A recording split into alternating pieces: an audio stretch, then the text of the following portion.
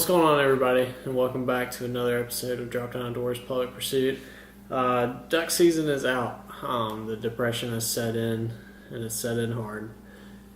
So to kind of remedy that post-season funk that you're in, we're going to go over decoy spreads. I've had a lot of people ask me about different decoy spreads and what I like to do in different situations. I'm going to go over several. The marsh. We hunt a lot in the intercoastal waterway down here in Wilmington. River spreads, lake spreads, and swamp spreads. So go over the four basic ones, the ones I like to use the most. We'll start off with the swamp. A lot of people have asked me if I use decoys while wood duck hunting. The simple answer is no. Where we hunt, we like to find where they're flying into. We like to find their food source, what they're eating, and hunt there if it's on public land. If not, we try to ask permission, but there's not a whole lot of private swamps around here where people don't hunt. So the main swamp that we hunt for wood ducks around here, I'll post a link above to the first 2 or 3 videos I think that I've posted in this series where we shot 5-man limit, a 3-man limit, and then the last time the season was there we shot a 2-man limit in like 15 minutes. So in all those hunts, one of them we had wood duck decoys out, and we might have had 4, I think. In my experience with that, wood ducks are kind of finicky. So they're kind of like, here's my space. If somebody else is there, I'm going to land over here. So a lot of times I've seen it where we have decoys out in the hole in the swamp, and some wood ducks will try to come down and land in the hole, and then they'll flare off and go land somewhere else. That happens a lot. But in the swamp, we typically put out like 2 or 3 mallard decoys.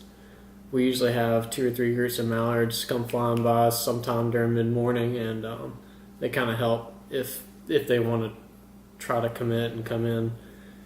But and the mallard decoys help with gadwalls as well and black ducks. So it's nice to have 2 or 3 of those out. But a lot of the times we're hunting that, you gotta walk a long ways, so you can't really be carrying a lot of stuff in. So we try to keep the load light and not put out a lot of decoys, and it seems to work out well. The second decoy spread I want to talk about is when we hunt out in the salt marsh in the intercoastal waterway. I want to try to draw it out on the map here for you, but we hunt a lot of points. So off your point, we'll hide. I'll draw an X on the hide, and that's where we're hunting. A lot of times we're shooting passing ducks. So we don't really want to, they're not really going to land in our decoys a lot of times. Sometimes a bufflehead or a bluebill will land. But we want to just get their attention and see if they'll come over. And I've got a lot of questions about this as well. What kind of spreads do you run out in the marsh? Do you run big spreads, small spreads, etc.? My answer to that is scout. When you're scouting, look at how the ducks are set up, where they are, how many they are in each flock. If there's a lot of ducks in a flock sitting on the water, a big raft of ducks, put out a lot of decoys. If there's not, like around here, don't use a lot of decoys. My most successful hunts around here in Wilmington have been with less than a dozen decoys out. So here's what I like to do. I'll draw this out and show you. I rarely ever use more than 2 dozen decoys. So, and we don't get a whole lot of big divers down here, so I'll use mostly bufflehead decoys, and they're always out in the open water. So I'll either make 2 lines of them, kind of stagger them like that, half a dozen bufflehead decoys, and sometimes I'll throw in a hen teal or something like that to act as the hen for the buffleheads. And then I'll put my mallards along the bank in small groups, maybe a pair off the point. So these are my mallards here. and these are my buffleheads. Later in the season, I'll move my buffleheads out further and put some bluebills or redheads inside the buffleheads between the mallards, and just kind of add some variety to it. Or you just put them all in a big bunch and hope for the best. I've seen that a lot.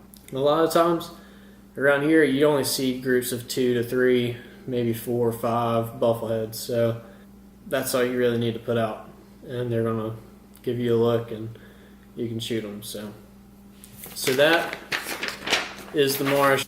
If you have any suggestions for better spreads, please let me know. I just really started hunting out there this past year, so it seems to work for me for now. Right now we're going to go to the river spreads. We didn't really hunt the river much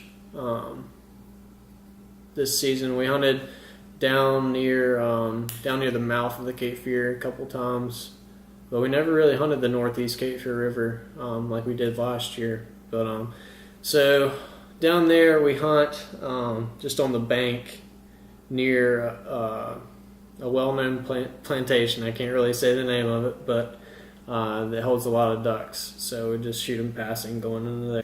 So I'm going to draw my river bank. There's the river bank. And sometimes there's a cutout, and there's like little cutouts every now and then. And down there, that's where we have to hunt out of the boat. So we'll put the boat into one of these cutouts and use a bunch of brush and put in the side of the holes and try to brush up as best as we can. And we just put the decoys in a big blob. Maybe put them with their species out front and make a J, maybe, depending on the wind. If the wind is blowing this direction, then we make a J like this, so the birds kind of land into there. You can see that, and we're hunting either right here or right here. So hunting bigger ducks and on bigger water, forgot to mention with the salt marsh, but the wind plays a big factor in it. So that is the river decoy spread. There we go. I like to use J's a lot. They're easy, and it doesn't take a lot of time to put out. So now we're going to move over to the lake decoy spreads. The only lakes I really hunt are back home in Lee County and surrounding areas. I hunt Harris Lake a lot. I mean, it's not like I'm hiding any secrets. It's good for 2 or 3 weeks out of the season where you can actually kill ducks when it's cold, and then it sucks for the rest of the season. But we like to hunt points down there as well. It's just like the first, the salt marsh. We hide up in the reeds on the X. That's our hide. And of course, always want to have the wind to your back or to the side of some sort. So the wind's coming up this way, your hide's right here. Now here, I like to make sure the ducks, if they're coming from any direction, can see that we have decoys out. So I'll put some over here, put some over here, and then kind of make a U out front.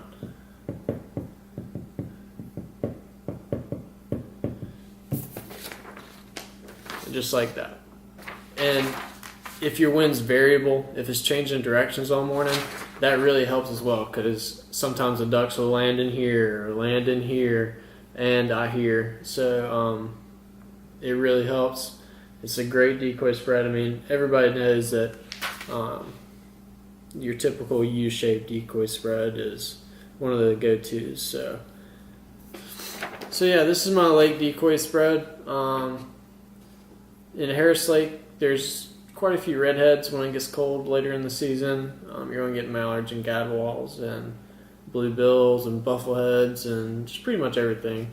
So we'll mix in. We might have a group of mallards over here, and then have some teal or some bluebills over here, and some mallards closer to the bank. Just kind of mix it up. Put your species in their own little groups. Make it look as realistic as possible. Sometimes you mix in your teal with your mallards, or vice versa. I mean, basically, the most important tip I can give you is to scout.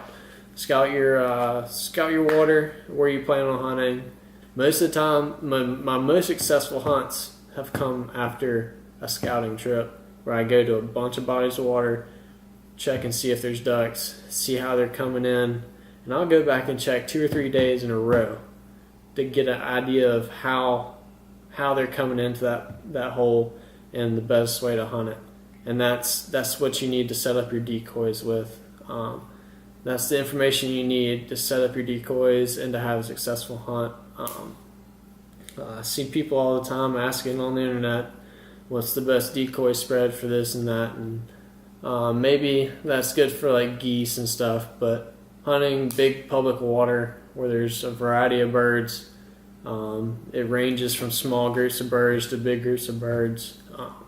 That's all in your scouting, and that's how you're going to figure out the best decoy spread to use when you go out and hunt. So if you like this video, please give it a thumbs up, hit that subscribe button, and let me know what you think. Do you want to keep seeing videos like this? I have several other ideas, like what decoys I use, what I bring with me on the hunt, the equipment I use, and various stuff like that. So if you want to see more of that, please comment below, let me know what you think. And so yeah, we'll see you on the next episode of Droptyne Outdoors Public Pursuit.